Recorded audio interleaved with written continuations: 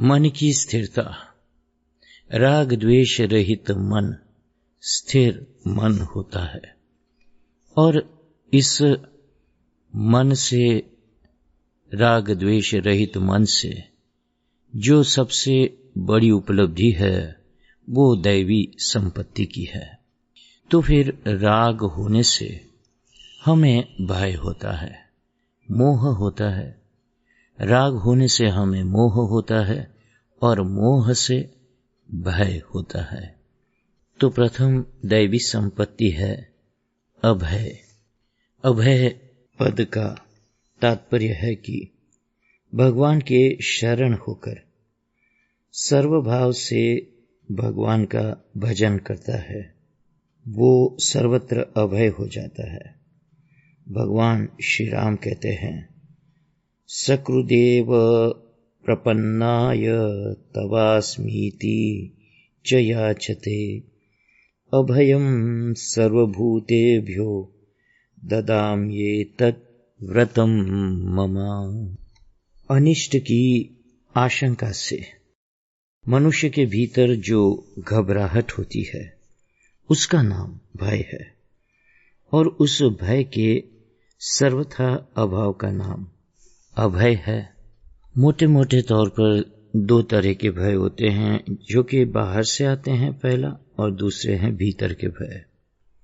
बाहर के भय आने वाले जो होते हैं वो चोर, डाकू, व्याघ्र, सर्प आदि प्राणियों से जो भय होता है वो बाहर का भय है।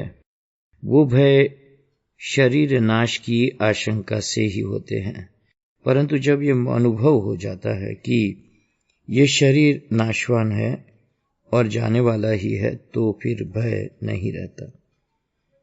बीड़ी, सिगरेट, अफीम, भांग, शराब आदि के व्यसनों को, बुरी आदतों को छोड़ने का एवं व्यसनी मित्रों से अपनी मित्रता टूटने का जो भय होता है वो मनुष्य की अपनी कायरता से ही होता है। कायरता छोड़ने से ये भय नहीं रहता। तो अपनी वासनाओं के आधार पर, अपनी पदार्थों की आकर्षण के आधार पर कि जिसके खो जाने का डर होता है, वो सब होता है अपने बाहर से आया हुआ भय। अपने वर्ण और आश्रम आदि के अनुसार कर्तव्य पालन करते हुए उसमें भगवान की आज्ञा के विरुद्ध कोई काम न हो जाए, ऐसा भय होता है। ये भय अच्छा होता है, ये हमें हमारे रास्ते पर ठीक ठाक रखता है और विचलित होने से बचाता है, धर्म से विचलित होने को।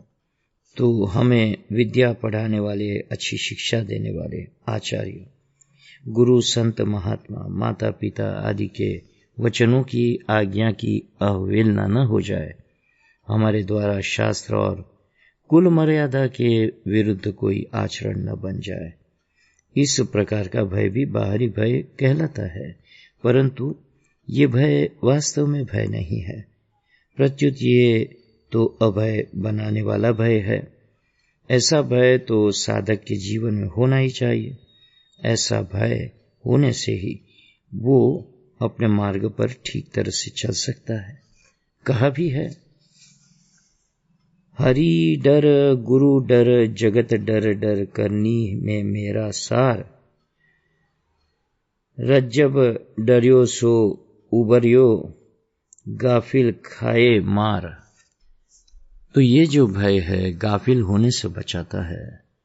ऐसा भय होना चाहिए, क्योंकि यही हमें अभय बनाता है, हमें उन स्थितियों से बचाता है जहां पर भय के कारण उपस्थित होते हैं। तो ये भय अच्छा है। निषिद्ध आचरण जब मनुष्य करता है तब उसे भय होता है। भोगे रोग भयम, कुले च्युति भयम, वित्ते नृपालाद भयम, माने दैन्य भयम, बले रिपु भयम, रूपे जराय भयम, शास्त्रे वाद भयम, गुणे खल भयम, काये कृतांताद भयम, सर्वं वस्तु भयावहम, भुवि नृणाम वैराग्यमेवाभयम्। ये भर्तृहरि वैराग्य शतक में कहा गया है कि भोगों में राग का भय, ऊंचे कुल में गिरने का भय, धन में राजा का भय, मन में दीनता का भय, बल में शत्रु का भय, रूप में बुढ़ापे का भय, शास्त्र में वाद विवाद का भय, गुण में दुर्जन का भय और शरीर में मृत्यु का भय। इस प्रकार संसार में मनुष्यों के लिए संपूर्ण वस्तुएं भयावह है। एक वैराग्य ही भय से रहित है। तात्पर्य यह है कि सांसारिक वस्तुएं कहीं नष्ट न हो जाए, इसका मनुष्य को सदा भय रहता है, इसलिए वो अभय नहीं हो पाता। मनुष्य जब पाप, अन्याय, अत्याचार आदि निषिद्ध आचरण करना चाहता है, तब उनको करने की भावना मन में आते ही भीतर से भय पैदा होता है। मनुष्य निषिद्ध आचरण तभी तक करता है जब तक उसके मन में मेरा शरीर बना रहे, मेरा मान सम्मान होता रहे, मेरे को सांसारिक भोग पदार्थ मिलते रहें। इस प्रकार सांसारिक जड़ वस्तुओं की प्राप्ति का और उनकी रक्षा का उद्देश्य रहता है। कर्तव्य कर्म करते समय व्यक्ति निर्भीक बना है, इसलिए कि उसमें शौर्य और उत्साह और साहस होता है अपने कर्तव्य करने का। और ये निर्भीकता किसी भी व्यक्ति में किसी भी कारण से हो सकती है। निर्भीकता कार्य और कर्म में अभय की अभिव्यक्ति है। मूर्ख व्यक्ति लगता तो है कि निर्भीक है और कुछ करने को उद्युत हो जाता है, या तो फिर जिसके मन में गलत विचार होते हैं वो भी कुछ ऐसे कार्य करने को उद्युत हो जाता है जिसमें निर्भीकता जैसा दिखता है, पर भीतर में भय होता है। इसलिए जब शुभ आचरण में प्रवृत्ति होती है अभय की, तब वो निर्भीकता सात्विक निर्भीकता होती है। जब मनुष्य के आचरण ठीक नहीं होते और वो अन्याय अत्याचार में लगा रहता है, तब उसको भय लगता है। जैसे रावण से मनुष्य, देवता, यक्ष, राक्षस आदि सभी डरते थे, पर वही रावण जब सीता का हरण करने के लिए जाता है तब वो डरता है।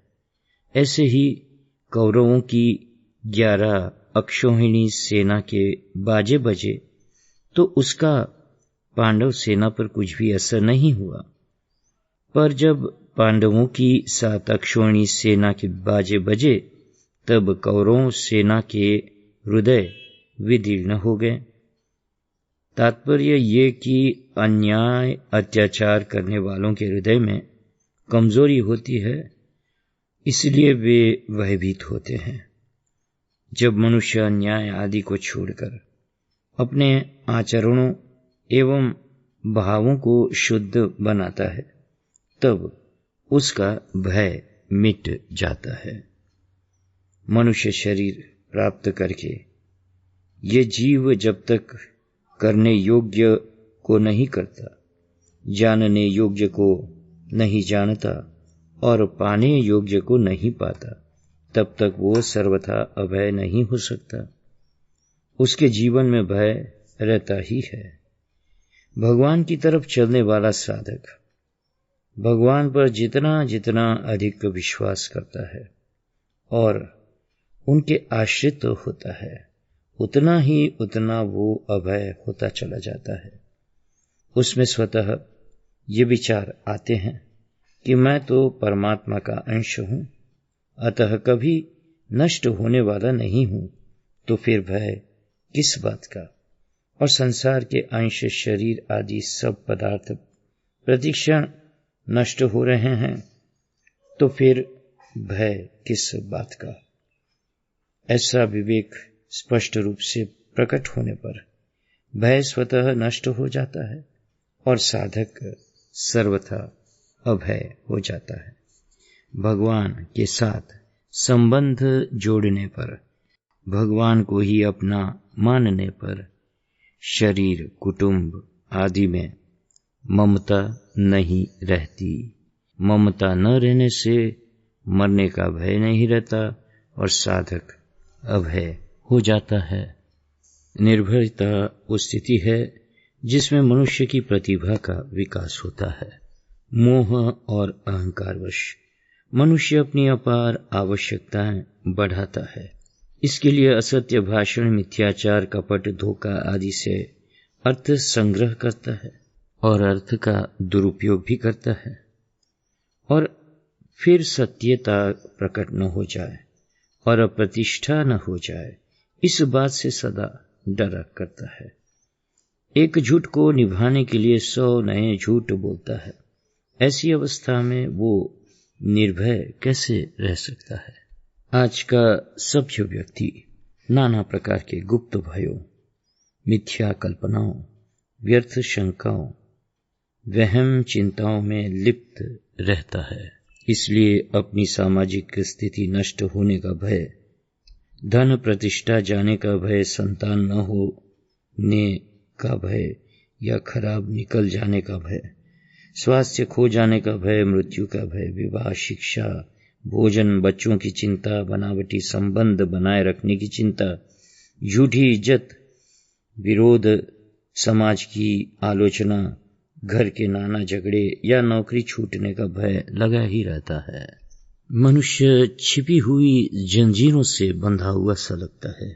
इसीलिए मनुष्य मानव के मन में भयानक अंतर्द्वंद और उद्वेग चल रहा है। ऐसे कार्य कर लेते हैं कि जिनके आत्मा को क्लेश पहुंचता है। ऐसे व्यक्तियों को स्वाभाविक ही ईश्वरीय आश्रय नहीं मिल सकता।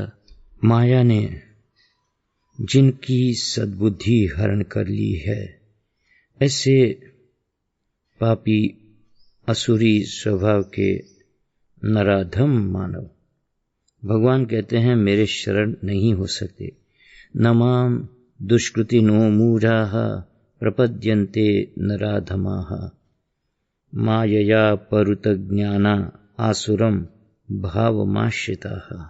भय का एक कारण है कि अज्ञान, मिथ्या कल्पनाएं तथा कठोर परिस्थितियों से सामना न करके भागने की एक गुप्त इच्छा होती है मनुष्य में। अपने वास्तविक रूप में मनुष्य को सत्य ज्ञान से पूर्ण निर्भय होना चाहिए। मनुष्य तो साक्षात आत्मा है, ईश्वर का दिव्य अंश है। प्रभु के अंश में भय कैसे रह सकता है?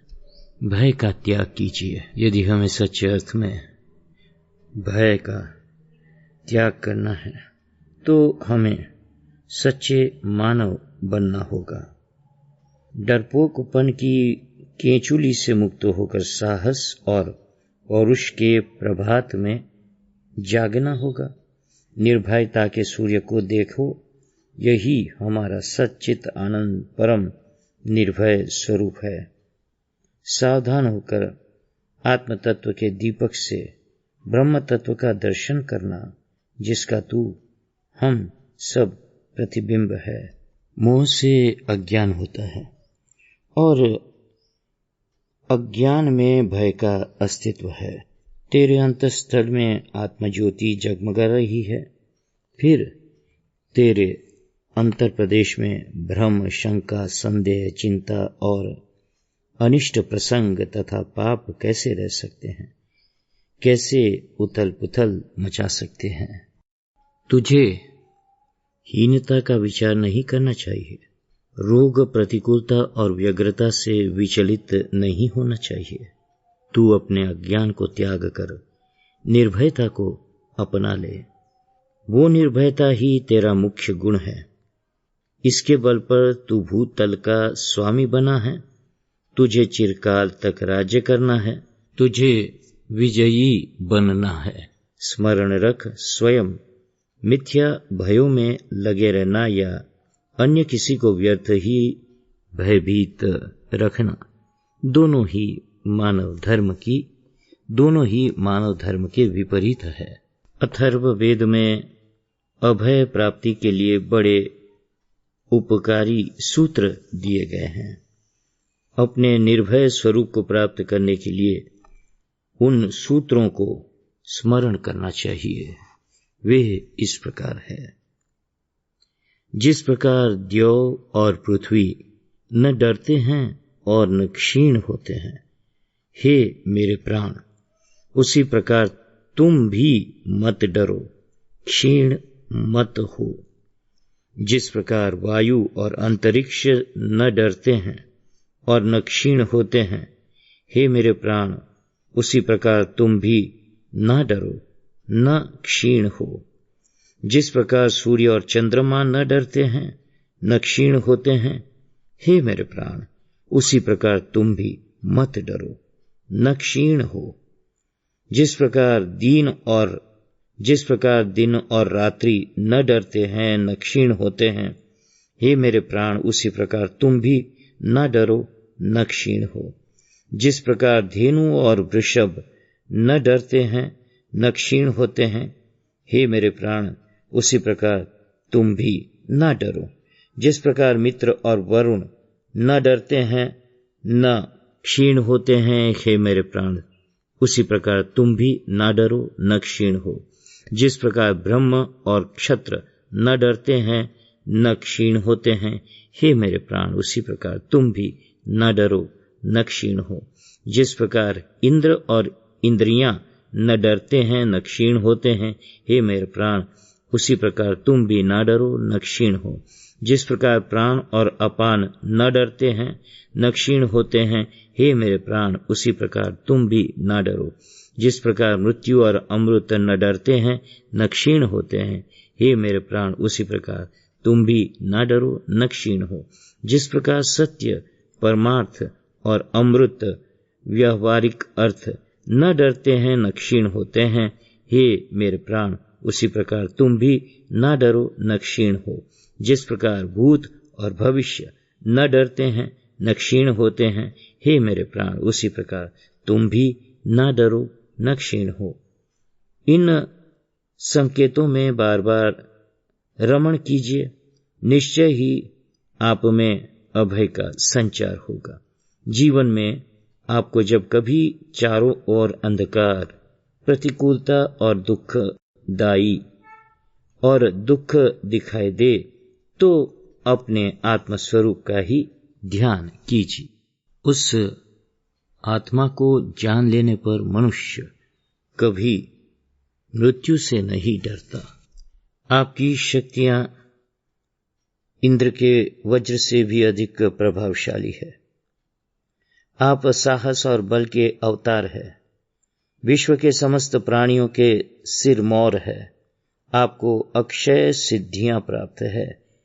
इन्हीं का निरंतर विकास होना चाहिए। स्मरण रखिए, आप महान, शक्तिशाली, सर्वगुण संपन्न विशुद्ध आत्मा है। भय से ही अहिंसा धर्म का विकास हुआ है।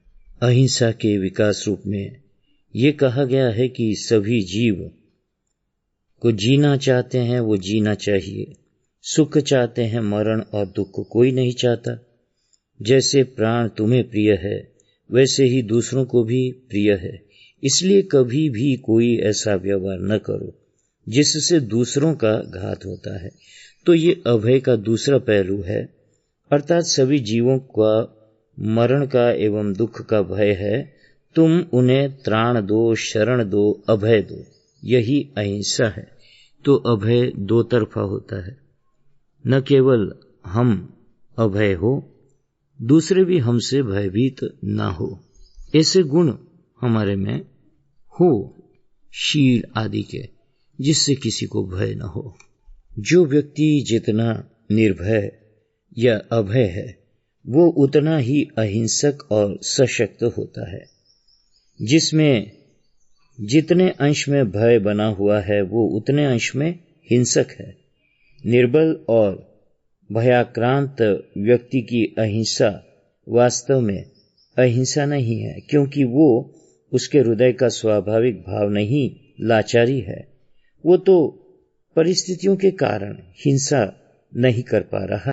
जब भी व्यक्ति से उसे किसी प्रकार का भय उत्पन्न होता है, उसकी अहिंसा तत्काल हिंसा में परिणत हो जाएगी। प्रत्यक्ष या बाह्य रूप से चाहे वो घात न करे या दुख न दे सके, परंतु हिंसा की भावना का उद्भव होना ही हिंसा है। दूसरे के प्रति दुर्भाव एवं उसका बुरा करने की भावना पैदा होते ही वो हिंसक हो गया।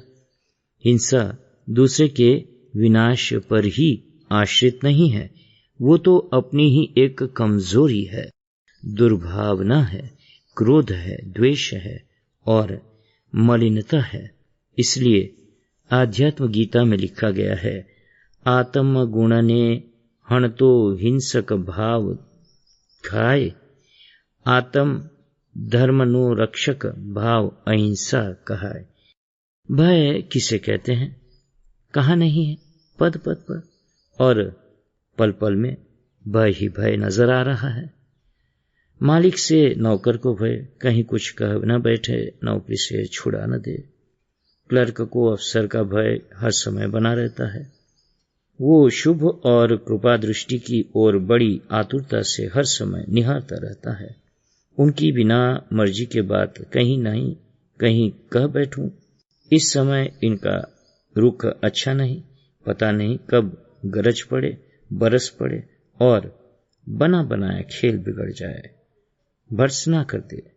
पुत्र को पिता का भय, स्त्री को पति का भय, बालक, युवा, वृद्ध, निर्धन, धनी, मूर्ख और पंडित, सभी को किसी न किसी का और किसी न किसी बात का भय लगा ही रहता है। पशु जगत की ओर भी निहारिए, दीवार पर बैठा कौवा हर समय सशंक है। हर समय वो इधर उधर आगे पीछे दृष्टि फैलाता रहता है, न मालूम कब कौन आकर उसे पकड़ ले जाए, दबोच ले। चिड़िया, कबूतर आदि सभी को यही हाल है। किसी भी व्यक्ति के आने की आहट सुनी कि फर उड़ गए। हर समय वे चौकन्ने रहते हैं कि न मालूम कब कौन व्यक्ति हमें पकड़ ले जाए, दुख दे जाए। गली के कुत्तों की देखिए, किसी भी अपरिचित व्यक्ति को या पशु को देखकर वे भौं भौं करने लगते हैं। जब पशुओं को विश्वास हो जाता है कि कोई हमारा अनिष्ट नहीं करेगा, तो ऐसे हाल में पालक पोषक रक्षक है ऐसा समझता है, तब उनके बर्ताव में कितना अंतर हो जाता है। एक क्षण पहले खूंखार हिंसक लगने वाला दूसरे क्षण में प्रेमी और सहयोगी बन जाता है। इस परिवर्तन का कारण भय सहितता और भय रहितता ही है। तो भय से छुटकारा पाने के लिए ये बहुत ही आवश्यक है कि हम किसी भी दूसरे प्राणी के लिए भयोत्पादक न बने। यदि हम किसी भी प्राणी की हिंसा नहीं करते तो अवश्य हमारी हिंसा करने वाले स्वयं ही कम हो जाएंगे। हमारा व्यवहार सबके साथ मधुर और प्रेम भरा हो तो हम सहज ही सबकी सहानुभूति प्राप्त कर सकेंगे, आदर के भाजन हो सकेंगे।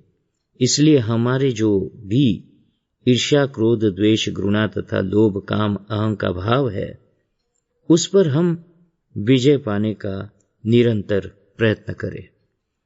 विश्व के समस्त प्राणी हमारे जैसे ही है। एक तरह से वे हमारे ही आत्मरूप है। इसलिए हम किसी को भी किसी भी प्रकार का दुख एवं कष्ट न दे। प्रेम और सेवा के द्वारा उनसे आत्मीयता का संबंध जोड़े। अभय बनिए।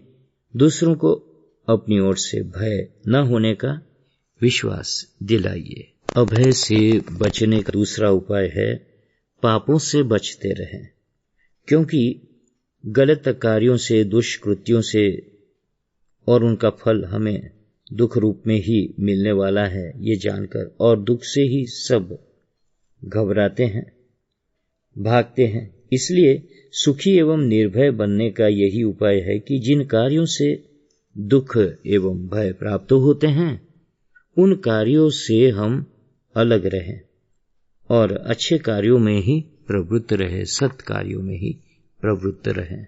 तीसरा अभय बनने का उपाय है कि सर्वश्रेष्ठ उपाय है ये, हम अपने को देह रूप न मानकर आत्मा या परमात्मा के रूप में निर्मल, बुद्ध, शुद्ध, सिद्धि और अनंत शक्ति से संपन्न चैतन्य स्वरूप माने। सभी भय हमारे शरीर से ही संबंधित है। आत्मा तो सदा निर्भय है, शरीर पौद्गलिक है और क्षणभंगुर स्वभाव वाला है। उसके मरने से हम नहीं मरते, ऐसे भावना से मनुष्य में निर्भयता बढ़ती है। सब जीवों को अभयदान दे, सद्वचार, सत्कार्य करे और आत्मा अविनाशी है, ये मानकर सदा निर्भय रहें। काका कालेरकर अभय के लिए कहते हैं कि अनिष्ट की आशंका से और उसका उपाय न सूझने से होने वाली अवस्थाओं को भय कहते हैं। जिसकी ओर से भय पैदा होता है, उससे टालने की वृत्ति भय में विशेष होती है।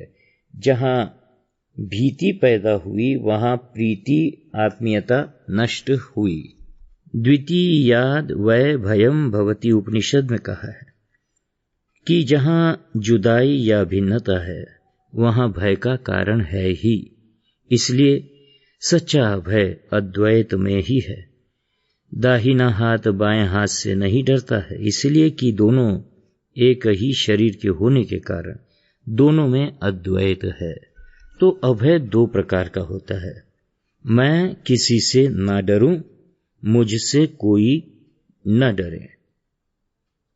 मुझसे कोई डर सके ऐसा कारण मैं नहीं बनूं। अद्वैत सिद्धि के द्वारा ही ये अभयता पैदा हो सकती है।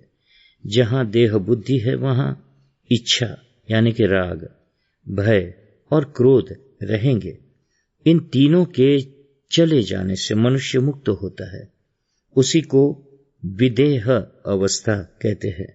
भय की बुनियाद में अहंता और ममता होती है। इसको देह बुद्धि कहते हैं। अभय अर्थात बाहरी सब भयों से मुक्ति। मौत का भय, धन दौलत लुट जाने का भय, रोग का भय, शस्त्र प्रहार का भय, इज्जत आबरू का भय, किसी के बुरा मानने का भय। इस प्रकार भय की पीढ़ी जितनी बढ़ाएं बढ़ सकती हैं। सत्य की खोज करने वाले का इन समस्त भयों को तिलांजलि देने में ही निस्तार है।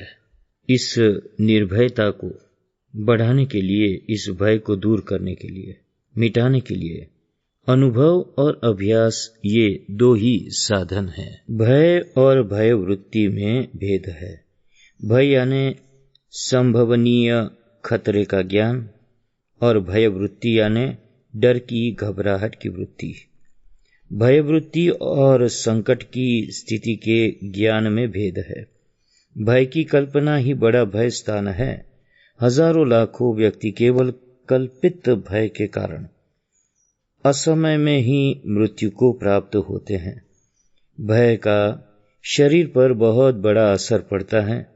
ऐसी अनेक घटनाएं जानने में आई हैं जिनमें व्यक्ति भयभीत होकर कुछ का कुछ कर बैठता है, मस्तिष्क का संतुलन खो बैठता है। इसलिए ये बहुत ही आवश्यक है कि निर्भयता को अपनाया और विकसित किया जाए। अभय स्थित प्रज्ञ का एक विशेष गुण है, लक्षण है। महापुरुष मरणांत कष्ट और विपदा के आने पर भी कभी भयभीत नहीं होते हैं। वे स्वयं अभय होते हैं और दूसरों को भी अभय बनाते हैं। अभय दान को पांचों प्रकार के दानों में सर्वश्रेष्ठ कहा गया है, क्योंकि प्रत्येक व्यक्ति जीना चाहता है, सुख चाहता है, किसी को भी नुकसान एवं पीड़ा न पहुंचाए, सबको आनंद पूर्वक जीने दे। मेरी ओर से किसी को भी किसी प्रकार का भय नहीं है, ऐसे अभय का उद्घोष करते रहना अभय दान है। सच्ची आस्तिकता नित्य अभय रहने की है। परम आधार सत्ता का जिसे ज्ञान है, वो ही अभय रह सकता है। परमात्मा का आश्रय लेकर परिवर्तनशील जगत के पदार्थों से विरक्त है, वही अभय है। संयोग और वियोग ही भय होता है उसी से। संयोग और वियोग के परे रहने वाला योगी अभय है। अपने से भिन्न सांसारिक पदार्थों का संयोग अथवा वियोग होता है और अपने से अभिन्न सत्य परमात्मा से योग होता है। परमात्मा का योग अनुभव होने पर ही अभय पद सुलभ होता है। दुख का डर भय दिलाता है, तो संयोग के वियोग का वियोग कर देना, इसमें अभयता प्राप्त होती है, दुख नहीं होता। भय अज्ञान की छाया मात्र है, धर्म पथ में रोकने वाली आसुरी शक्ति की माया है, पर साथ ही साथ पाप पथ में पतित होते हुए को बचाने के लिए ये भगवान की दया है। सो पाप पथ पर जाने का भय ये भगवान की दया है कि वहां हम न जाएं, इसलिए हमें भय होता है। ये भगवान की दया है। हमें सांसारिक पदार्थों पर गर्व करते हुए अपने आप को भय रहित मानने की भूल नहीं करनी चाहिए। इनका आश्रय लेकर अभय नहीं हो सकते हैं। तुम अभिमानी हो इसलिए मान हानि का भय है। तुम लोभी हो तो पदार्थ की हानि का भय है। तुम मोही हो तो तुम्हें प्रियजनों के संबंध विच्छेद का भय है। तुम देहासक्त हो तो तुम्हें मृत्युलोक, परलोक और नरक का भय है। तुम देहासक्त, कर्तव्य कर्म तथा व्यवहार में आलसी, प्रमादी, पुण्य से हीन और अपराधी हो। यदि तुम समस्त भयों से मुक्त होकर अभय होना चाहते हो तो असत्य का परित्याग कर सत्य का ज्ञान प्राप्त करो और एकमात्र उसी के अनुरागी बनो। तो असत्य क्या है कि किसी के द्वारा मान प्राप्त करने की रुचि ये नहीं होनी चाहिए और तुम अपमान के भय से मुक्त हो जाओगे। धन आदि पदार्थों की असारता का अनुभव करते हुए संतोष धारण कर तुम हानि के भय से छूट जाओगे। अपने प्रिय संबंधियों के संबंध विच्छेद का स्मरण रखो, किसी प्रिय के वियोग का दुख न होगा। अपने अविनाशी स्वरूप को जानो, तुम्हें देह की मृत्यु का भय नहीं होगा। तुम पर संसार और समाज का जो ऋण है उसे कर्तव्य परायणता तथा सेवा के द्वारा पूरा करते रहो। तुम्हें लोक का भय नहीं रहेगा। अपनी अहंता का रुचि पूर्ति की पक्षपाती न बनकर दूसरों की भलाई एवं उपकार करते हुए पुण्य प्राप्त करो। अपने सुख के लिए किसी प्राणी का मन, वाणी और शरीर से दुख पहुंचाकर पाप संचय न करो। तुम्हें परलोक और नरक यातना का भय न रहेगा। अपनी प्रकृति में कभी कहीं भी आसुरी संपदा के लक्षण न रहने दो, केवल दैवी संपदा का धारण करो। तुम भगवान के विधान में निर्भय रह सकोगे। देहासक्ति की सीमा में, परिधि में ही भय रह सकता है, उससे ऊपर उठने पर भय नहीं रहता। जहां तक तुम्हारे सुख, मान, राग, संयोग और जीवन की सीमा है, वहीं तक दुख, अपमान, द्वेष, वियोग और मृत्यु का भय बना रहेगा। सीमा के भीतर ही संघर्ष है। सीमा को पार कर लेने पर शांति मिलती है, अभय पद की प्राप्ति होती है। जो सत्य है वही असीम है। उसके भीतर तुम्हें सीमा की जो प्रतीति होती है वो मानी हुई है। तुम अपनी मानी हुई सीमा के परे उस असीम को जानो। जहां कहीं सीमा के भीतर संकट उपस्थित हो, वहीं तुम सीमा के बाहर असीम की शरण लो। तुम निसंदेह अभय होकर रह सकोगे। इसीलिए आस्तिक बनो, अपने इष्ट की शरण में रहो, शरणागत बनो। एकमात्र परमात्मा का आश्रय लेकर सभी प्रकार के भय को जीत लो। वे वस्तु तुम्हारी नहीं है जिनका आश्रय लेने के कारण भय लगता है। तुम किसी भी वस्तु के पीछे भयभीत न बनो। अभय होकर ही तुम आत्मा के दिव्य गुण का विकास कर सकोगे। अभय होने से ही सत्य धर्म के पथ में प्रगति होती है और फिर नम्रता से रक्षा होती है। निर्भयता और नम्रता के बीच में ही सभी सद्गुणों का विकास है। शीलता में ही सभी सद्गुणों का विकास है। सच्चिदानंद घन पर ब्रह्म परमात्मा श्री राम अभय दान और आश्रय दान के अधिष्ठाता है। भगवान श्री राम प्रेम, करुणा और दानशील के सहज स्वरूप है। अहैतुक करुणा वरुणालय भक्तवांछा कल्पतरु भगवान श्री राघवेंद्र के आश्रय में आकर पतित से पतित जीव भी उनके अभयदान से कृतार्थ हो जाता है। शरणागत वत्सल भगवान श्री राम के अवतरण के दो आधारभूत तत्व है, अभयदान और आश्रयदान। गोस्वामी श्री तुलसीदास जी ने श्री रामचरितमानस में मर्यादा पुरुषोत्तम श्री राम के महत्व चरित्र के अनुशीलन में अभयदान और आश्रयदान को सम्यक रूप में प्रतिष्ठापित किया है। मानस में श्री राम स्पष्ट घोषणा करते हैं, मम पन शरणागत भयहारी। रामचरितमानस 5:43-8। यहाँ शरणागत आश्रयदान का तथा भयहारी अभयदान का संकेतक है। मानस के दृढ़व्रती श्री राम का अभयदान और आश्रयदान ही सर्वोपरि भगवत्ता है। एतदर्थ मानस के अधोलिखित प्रसंग द्रष्टव्य है। यह सुनिए आप। भगवान श्री राम का अवतरण तब होता है जब मुनि, सिद्ध और सारे देवता भय आतुर होकर परमात्मा के चरण कमलों का आश्रय ग्रहण करते हैं। मुनि सिद्ध सकल सुर परम भयातुर नमत नाथ पद कंजा। देवता और पृथ्वी को भयभीत जानकर गंभीर आकाशवाणी हुई, हरिहउं सकल भूमि गरुआई, निर्भय हो देव समुदायी।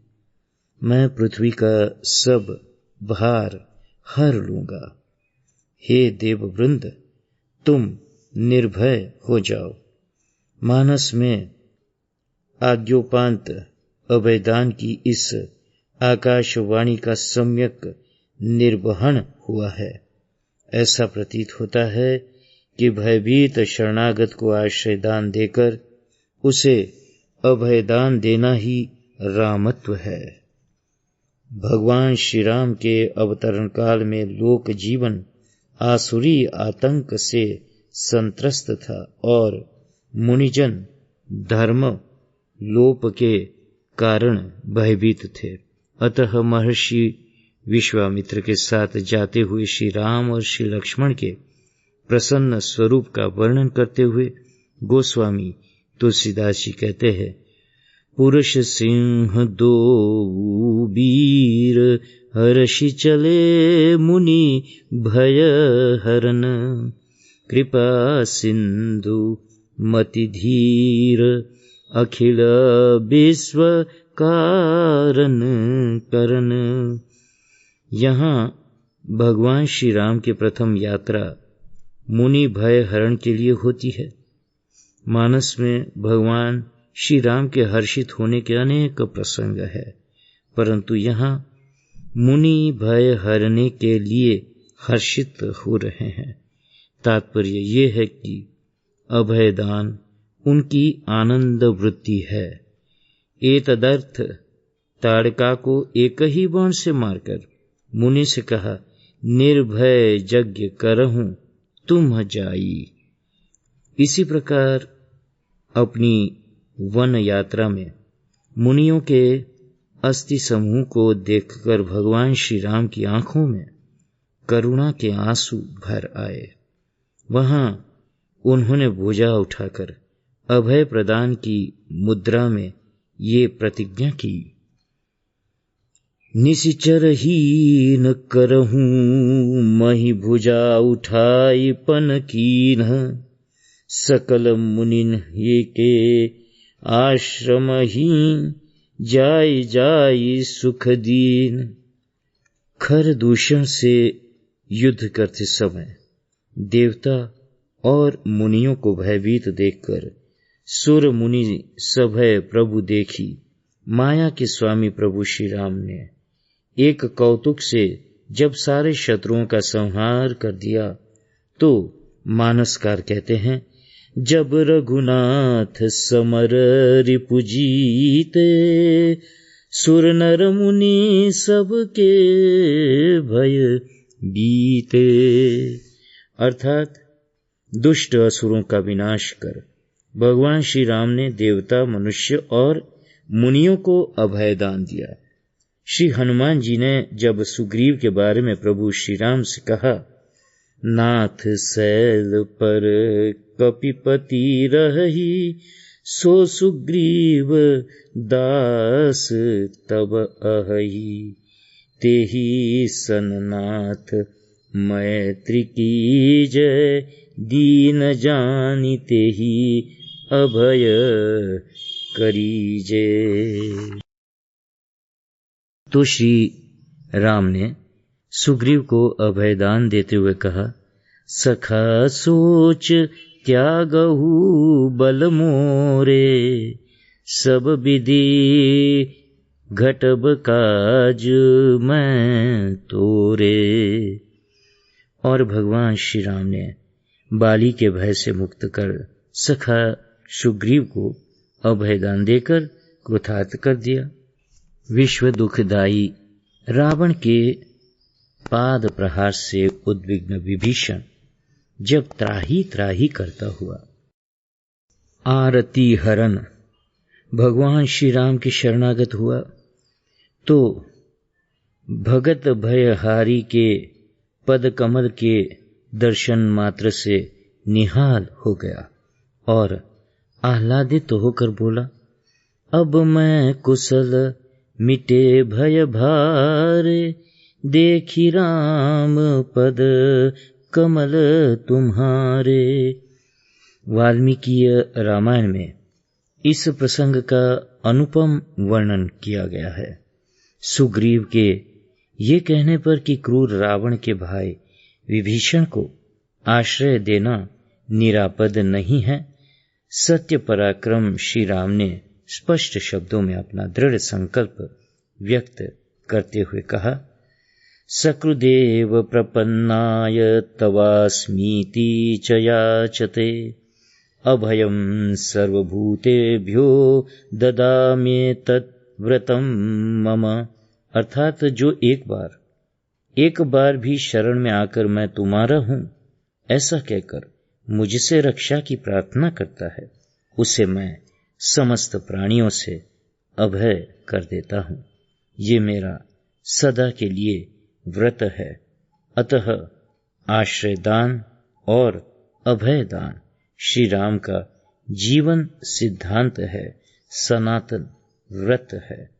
अभय का वचन देकर श्री राम सुग्रीव से कहते हैं, आनयैनम हरिश्रेष्ठ दत्तमस्याभयं मया, विभीषणो वा सुग्रीव यदि वा रावणः स्वयं। अतः कपिश्रेष्ठ सुग्रीव, वो विभीषण हो या स्वयं रावण आ गया हो, तुम उसे ले आओ, मैंने उसे अभय दान दे दिया। ये दृढ़व्रती श्री राम की लोकोत्तर व्यक्तित्व चेतना का प्रमाण है कि उन्होंने रावण तक को अभय दान देने की बात कही। श्री हनुमान जी ने भी रावण से भगत भयहारी को भ्रम तजकर भजने तथा राम चरण पंकज को उर में धारण करने को कहा था, परंतु 20 आंखों वाले रावण की दृष्टि नहीं खुली। उन्होंने रावण से कहा, अभय दानी राम साधारण नहीं है, जिनके भय से वो काल भी भयभीत होता है, जो देवता राक्षस और समस्त चराचर को खा जाता है। हे रावण, सुनो, हजारों शंकर, विष्णु और ब्रह्मा भी श्री राम जी के साथ द्रोह करने वाले तुमको नहीं बचा सकते। समुद्र की अगाधता सर्वविदित है। उस जड़ समुद्र ने जब श्री राम की विनय को अनसुनी कर दिया तो राघवेंद्र का प्रभाव उदीप्त हो उठा और उनके काल रूपी धनुष बाण कालजास को दंड को धारण करते ही वो भयभीत होकर प्रभु चरणों के शरणागत हुआ।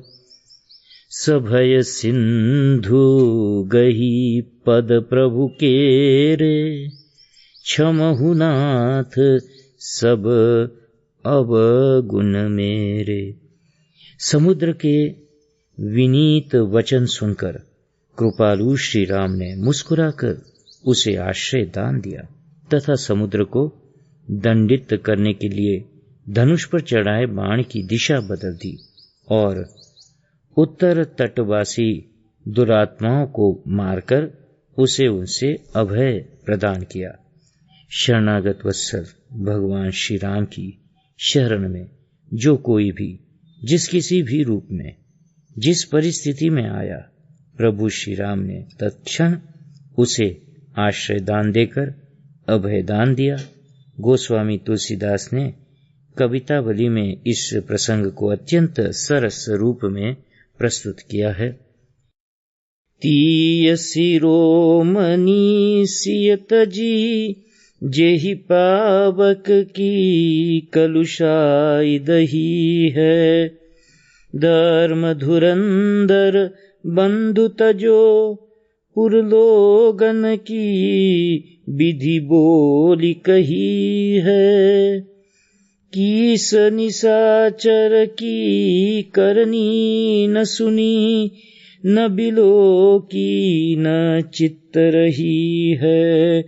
राम सदा शरणागत की, अनखों ही अनैसी सुभाय सही है। इस घोर कलिकाल में अनेक प्रकार के दुखों से भयाक्रांत जीवन को सुंदर, सुखद और आनंदपूर्ण बनाने के लिए भगत भयहारी कृपा निधान भगवान श्री राम की चरण शरण ही एकमात्र अवलंब है। गोस्वामी तुलसीदास जी मानस में कहते हैं, अस विचारी मति धीर, तजि कुतर्क संशय सकल। भजहु राम रघुबीर, करुणा कर सुंदर सुखद। रामचरितमानस 7:90। जय सिया राम, जय सद्गुरुदेव। आपने इस तरह से अभय के सारे आयामों को सुना, सारे उसके बातों को विस्तार से आपकी समझ प्रस्तुत किया। ये ग्रंथों से पढ़कर सुनाया गया है। जय सिया राम, जय सद्गुरुदेव।